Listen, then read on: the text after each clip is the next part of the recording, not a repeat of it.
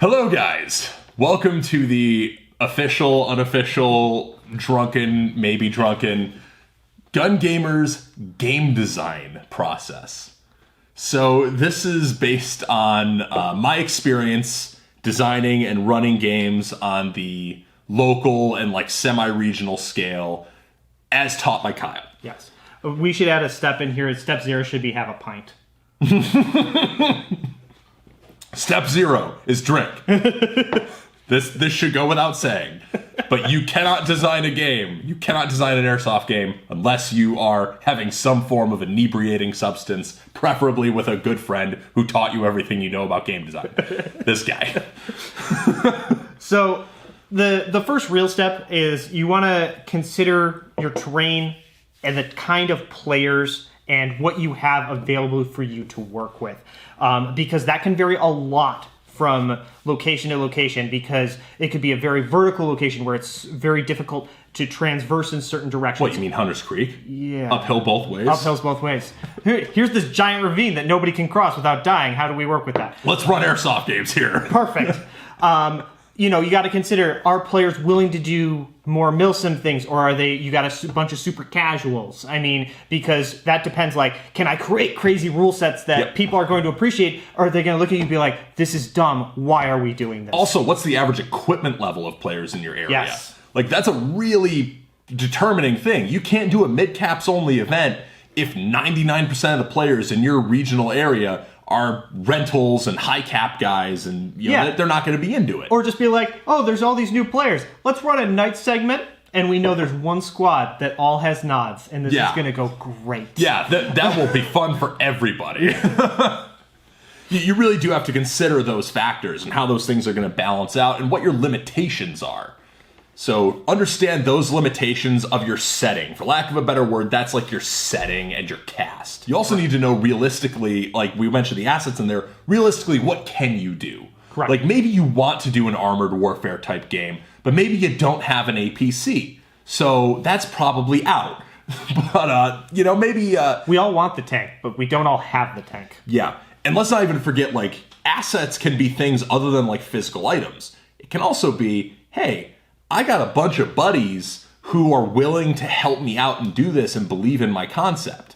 That is an asset. Correct. It makes a huge difference in game design, the number of bodies that you have to work with, because the less people you have, the less dynamic things you can do, and the less like nuanced solutions and problems and all those things that you can come up with. Because if I have to be dropping props all over the field, but I'm the only dude, I'm going to be running, dropping props, and trying to yell on the radio at the same time, and praying to God that nobody on the other side of the field is having a hit calling issue, because they're shit out of luck until I get over there, which will be in 45 minutes. Suck it. Yeah, you're going to get your steps in one way or the other, but you don't want to do this alone. No. So that's where we get into number 2. Now that you kind of know what you can and can't do based on those factors, build a rule set. And one thing to consider when building a rule set is look at the rules both around you and nationally and how they tend to operate. Because number 1, there's a lot of really great ideas that people use out there. Yep. And there's no shame in being like, this medic system, love it. Let's use this medic system. Rather than you trying to come up with some half-baked medic system that can create all kinds of problems, don't be afraid to be like, this system's great. Let's stick with this. Yep.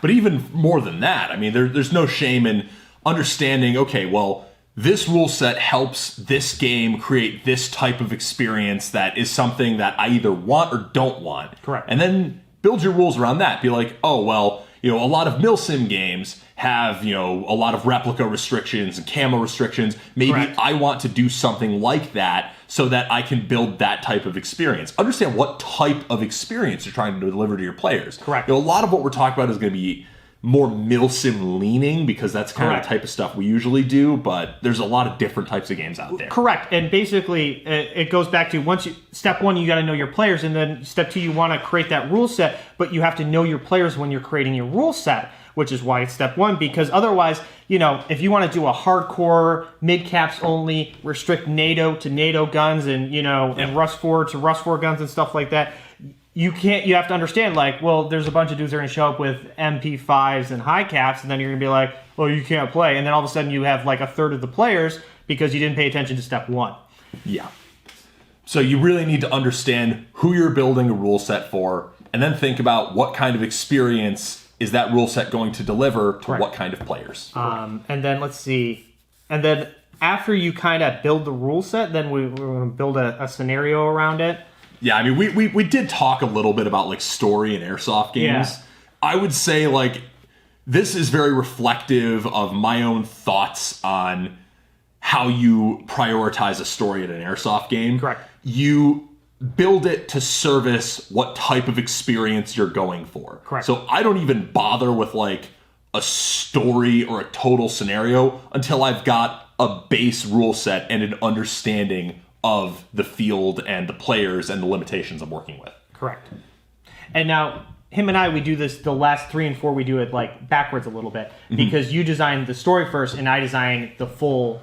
Well, I designed the story like kind of in tandem because by this point I usually have an idea of what kind of experience I'm going for. Yeah, exactly. And maybe it's based on a mechanic idea that I had. Maybe it's based on a thing I want to see happen. Correct. Like I built a game around a downed pilot based on the fact that I thought it would be hilarious if people had to work on a wounded downed pilot under fire. Yes. So I built the whole game and the whole story around that, working through this process as I had that in mind. But then after that is designing the details of the game. And and this is the part where it gets like tricky because it's in step 4, like on the list here, it just says design a game. This is the hardest part of this entire process, and it's just written as design your game. That means you have to know, okay, where am I going to put the spawns? What am I going to do to prevent spawn trapping? What are the structures of the teams? Who are the factions? Which is kind of the scenarios, kind of like who your factions are, maybe who your leaders are, even if you're good at knowing who your assets are. Correct. And then design your game is like, okay, what are the teams doing? What are they going for? What's the timetable? What's the schedule look like? How long is this going to be? Yeah. Which all, I guess, kind of ties into the rest of the steps. Like, all of these steps should be gone over multiple times. Correct, exactly. And one of the things, the number one things people mess up in this design stage is the amount of time it takes to complete an objective. People always assume that there's going to be this massive firefight and it's going to deadlock and it's going to take them an hour to sort this. And then 3 minutes later, somebody has it. Or maybe you assume, wow, this is going to be super quick and they can push through this real easily. And they don't. It deadlocks and takes an hour. Yeah. So this is where, as Kyle and I talked about in our last video, you really need to have a lot in your pocket to make sure the game keeps moving, make sure everything still keeps flowing. Oh, yeah. Because if you don't do that, then you're going to run into scenarios where the time frames get super fucked up. And now this objective that was supposed to be like an hour-long thing took 3 minutes. Or this objective that was supposed to be like a little side thing, maybe something a squad would go do. That's become the focus. Yep. And you need to be able to read the room, so to speak, and you need to be able to roll with it. Don't force a main objective that isn't making sense anymore. If they want to have a main objective firefight over some stupid side objective, you let them have at it, and you let them have a great time at it. Honestly, that is kind of what you have to do at a certain point. Yeah. You do have to read the room and be like, fuck it, they're into this. Let it go. Yeah, let them have at that. That's great. And when I design the games, I actually keep as many or more objectives in my back pocket. Yep. And I try and keep them universal so I can drop them for either side. So that way, if anything goes sideways or depending on how it goes sideways, I can be like, yeah, no, now you gotta go do this. Go do this right now. It's really important. And because all of a sudden that I've had games where I've run where I've had like 2 or 3 major objectives just get skipped because I designed a lot. I put a lot of thought into them. But then when the execution came down, for whatever reason, it wasn't working. And there was no realistic way to force it that made any sense. So I just had to bypass them. And sometimes I do them out of order. And, you just got to be ready to adapt. Yeah, you're very much being a dungeon master for a bunch of players of Dungeons & Dragons. So, much like a dungeon master for Dungeons & Dragons, the players will never fucking do what you want them to do. Nope. And you need to know that that's going to happen. Yeah. Be ready that... You just, listen, you just got to go here. They're like, what? But that's part of the fun of it too, Yeah. kind of is, and this is why I suggest this is something that I don't know if I mentioned necessarily in this process. You should have embedded staff in both teams. Absolutely. I recommend that the leaders of each team, at least the leaders of each team, are on the staff channel, and those leaders of each team should be staff who you know can set aside their desire to win. Correct. No, because for me, the number one thing is I want an even balance in the match. I don't want one side to crush the other side, because then half the people aren't having fun. I want it to be a tough, hard fight for both sides, and that's why having leaders where you can say, hey, this is going really bad for this team. Let's throw something really difficult for these guys to make them work that much harder for it. Yep. And having that ability, that control, and having someone who can pass that down and dictate that, that's good. Because if it's someone who just wants to win, they'll be like, nah, fuck that side objective. I'm going to go through and ruin these kids' days and push them straight into spawn. Yeah, and that then becomes a problem. Hey, But the thing is, when it comes to balancing, a lot of people think with game balancing, it's more than numbers, but also it's more than just, okay, who are the players? Like, you can balance asymmetrical skill levels pretty well, actually. you can, yeah. Because here's the thing. You might have one team that's been getting crushed all day, that is not having a good time, that's bad at any number of things. And you can say, you know what? These guys aren't doing very good. Maybe they're not coordinated. Maybe they're new. Maybe there's a lot of young players who haven't played the game much. Maybe their guns kind of suck. But you put those guys in a tight defensive situation where the other team has to go up a hill, that other team will probably get it eventually if the skill gap is truly that wide. Correct. But it's going to be a harder fight, and they're going to have more fun for it. Exactly. So understand like what situations you can use in a game to balance the forces in a situation level rather than on a personal level. Correct. Yeah, and and even what I call admin intervention steps sometimes come into play. Yeah. I've played with a wide variety of this, from airstrikes to chopper gunners to, all kinds of different stuff and like that. And usually people, when there's I like to avoid admin intervention. Yeah, actually. I like to do that too. I used to lean on it a lot, and I kind of really don't like it anymore. No, I mean, because what it is you're basically like, something broke, and I need to step in to forcefully fix it immediately. That's really what admin intervention is. So you want to avoid that need as much as possible, but it does work for some situations. They're pushing on their spawn because there was an objective too close, and they just got sucked into the firefight.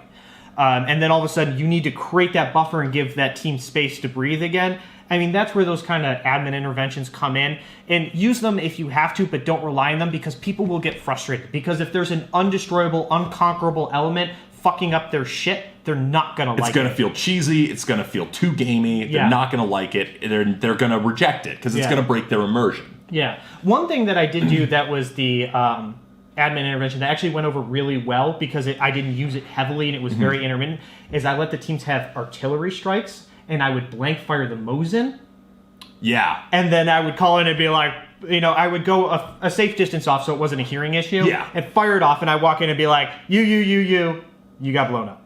And they were never mad, because I would sneak up behind them, and then they were boom, and they're like, holy shit. And so it went over well, because it wasn't something where I dropped like these all over the place. It was like over the course of like 8 hours. And it was things that they could call in, so it was still part of the game. Exactly. It was like I fired like 5 rounds off over like 8 hours. It was... Yeah. So admin intervention, there's a tolerance level for it. Yes. I would say you get like one major intervention, reshuffle intervention, yes, and maybe like 5 minor. Yeah. But generally speaking, you want to design it as part of the game so you can kind of roll it out, and they don't realize it's an admin intervention, because then guess what? You get as much as you want. Yeah, exactly. Exactly. Or like one thing I did was really cool is I gave them an objective where they could, one dude, whoever got it, could call in that artillery strike, and he was super excited because they ran into a dude who had a minigun. It was Tom Lithgow. Yeah. And they wanted me to call in an airstrike just on him. They're like, get him. I can't stand him. And I'm like, all right. That's funny. Yeah. So yeah, in terms of design, like here, those are some good design tips we've kind of tossed out. But a lot of people get like a lot of the basics of airsoft game design. So make sure that you have a game that's going to kind of flow well, make a lot of sense. But think about what the setup for every stage of your game is. This is something I see a lot of people ignore. Oh, yeah. They think, well, stage 1, Team A is going to go to location X and they're going to do thing Y. And then stage 2, well, they're going to go to location Z now and do thing whatever. But it's like, okay, but that is way the fuck away from there and has no continuity with whatever you just had them do and is basically a full reset of the fucking game. Correct. So you don't want to do that. You want to make sure that things kind of flow progressively and make a little bit of sense. Yes. But then we come to step 5. Revise. Yeah, step 5 is revise. I recommend that you look at everything you've got.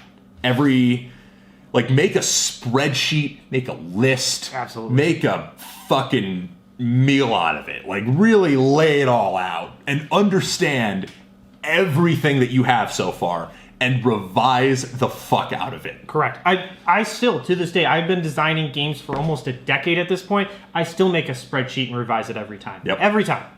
So... Every time I design a game, I send it to Kyle. I'm like, does this look like shit? Yeah. We do that a lot. We send them back and forth and be like, what am I missing out of this? Where did I oversight something? And when you revise it, don't be afraid to send it to someone else and be like, what's the problem here? Yep. And don't be afraid to take that person and then we're like, that's not going to work. Yeah, and that's the thing. Be very willing and open to accepting people's feedback, because you might be a little bit biased and a little bit blinded. Like, you might have your idea of, like, what you're going for. Yep. Now, maybe that idea is what you should keep. Maybe in some cases, that idea is, like, you listen to some people's feedback and you kind of think, okay, well, that doesn't make sense for what I'm trying to do. Yeah. But maybe you'll hear some other people's feedback and maybe it's harsh. Maybe it's something they really don't like, but...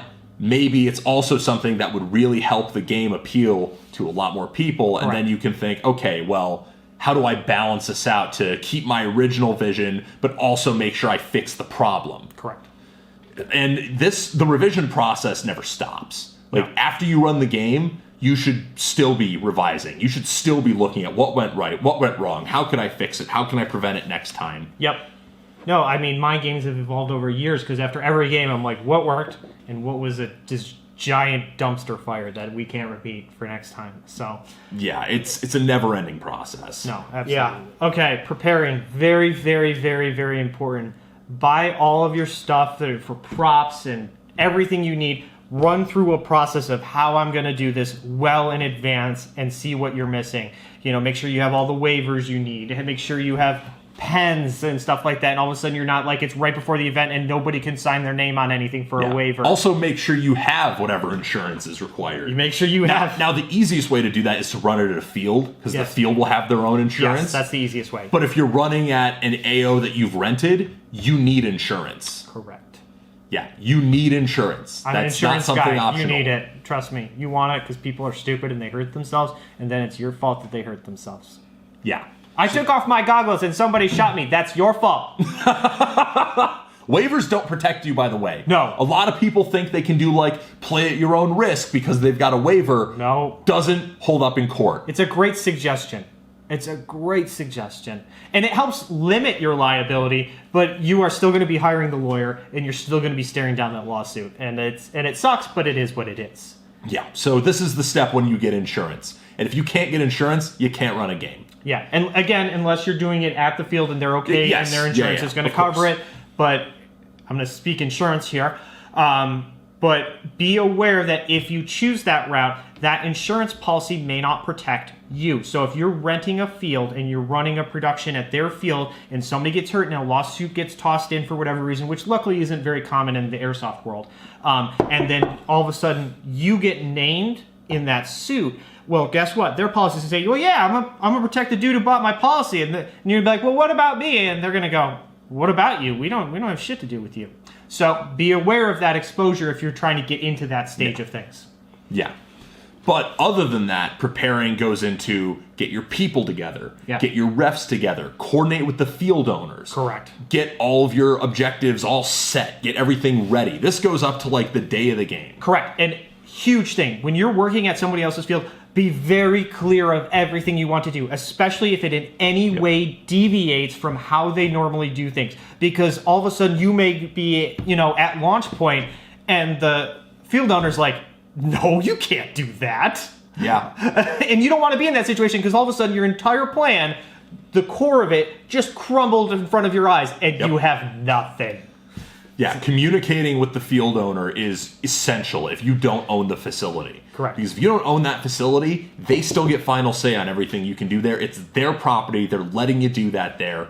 Whether you're getting paid, whether you're paying them, ultimately you're running an event on their property. They are going to have a say on what happens. Correct. Exactly. So be prepared. Make sure you have all your staff is reliable and going to be there where you need to. God knows I've run into that a number of times over the years with various people where, I'm like, hey, all I need you to do is show up and run the chronograph. And they're like, I'm not going to show up. What is that? You're asking me to do what? Oh, by the way, run your chrono in joules. If you don't, you're a scrub. Don't you dare run it in FPS. You're a bad person. Yeah, run your chrono in joules, scrub. And if the people don't understand joules who are chronoing, explain it to them. Explain it to them. Don't think in FPS because that's wrong. Yeah, and then step 7 is admin. Because guess what?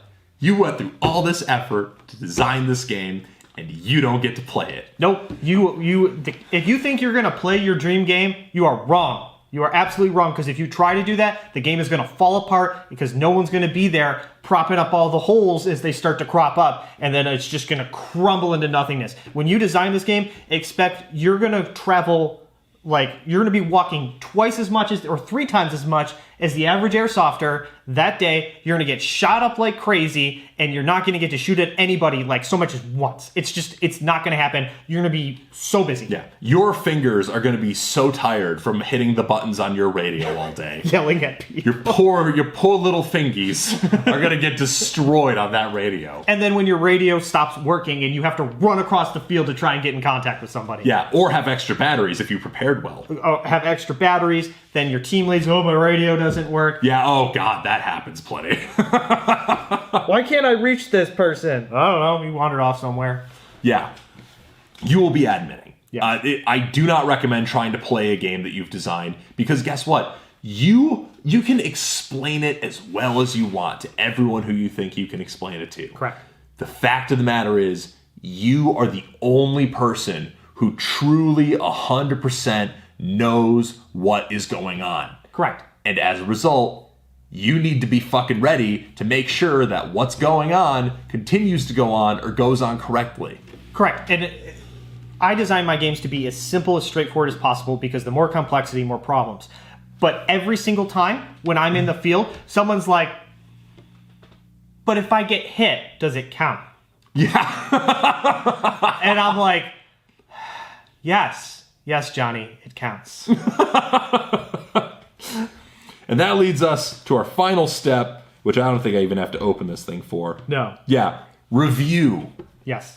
This goes back to the revise step. So then step 8, our final step on your path to running the most glorious BB Wars game of all time.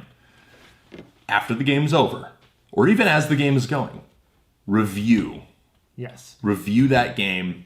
Get your players' feedback. Get your fellow admins' feedback. Get your team leads' feedback. Get all the feedback you can and look at what went right, what went wrong, what worked well, what sucked ass, how can you fix it for next time. Correct. All those different things. Getting feedback from players and team leads and everything is very important, because I may see something from my perspective it worked, but I'm not everywhere. So there may be issues that cropped up that I didn't see that did become issues, and having that broader feedback helps make a better game in the future. Is really what it does. Yeah, I recommend, this is something that I shamelessly cribbed from Milsim West. What I'll do is I'll have a little AAR after a lot of my games, and I'll just get everyone together and be like, all right, what'd you think? What'd you like? What did you dislike? Tell me right now, or send me an angry message on Facebook that my game was the worst fucking thing ever. I don't care, but let me know what worked, what didn't work, what needs improvement, what would you like to see more of in the future? All that kind of shit. Yeah.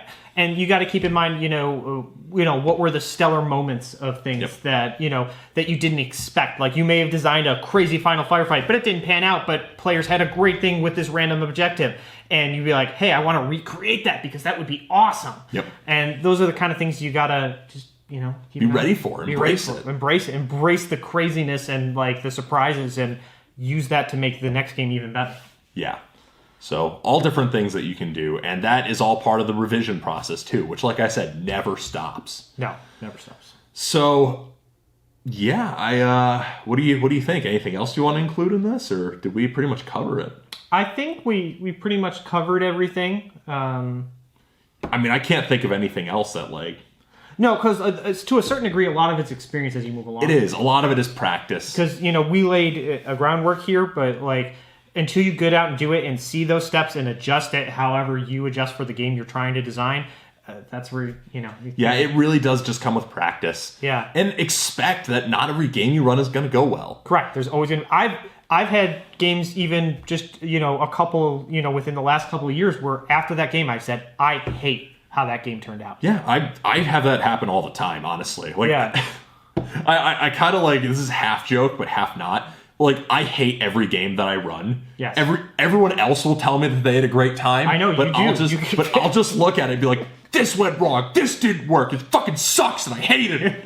It's true. Yeah, you have to be... Something's going to go wrong every game. No matter how good at game design you are, there will be something wrong with your game that you can work on for next time. Yeah, so just understand that and take that on board. And there is value to being your own harshest critic, right? Because that means you're always trying to get better. Be ready to get better. Yes, absolutely. But other than that, I think that pretty much covers it. I agree. Hopefully, if you're interested in getting into this aspect of Airsoft and doing the game design and running the games, hopefully this was helpful. Yes. I know, like I said, not everyone has a Kyle, to whisper in their ear sweet nothings and game design suggestions. But when I was starting out, that's really what it was. Is I had someone who helped me understand the process and go through it and revise it and look at how it all works. Not everyone has that. So hopefully if you're trying to get into this type of thing, maybe this has been helpful for you, and maybe you'll go on to run your own successful events in the future. I hope so. Cheers with my empty beer to that being the case, and hopefully we'll get to attend some of them. Absolutely. So yeah, I've been Eric. I'm Kyle. Peace. Thank you for watching this video from Gun Gamers. We hope you enjoyed watching it as much as we enjoyed making it. Check the description below if you'd like to buy a t-shirt or a patch, and use the coupon code JUDY10 for 10% off of your next order at Amped Airsoft. Thank you again for watching, and praise Judy.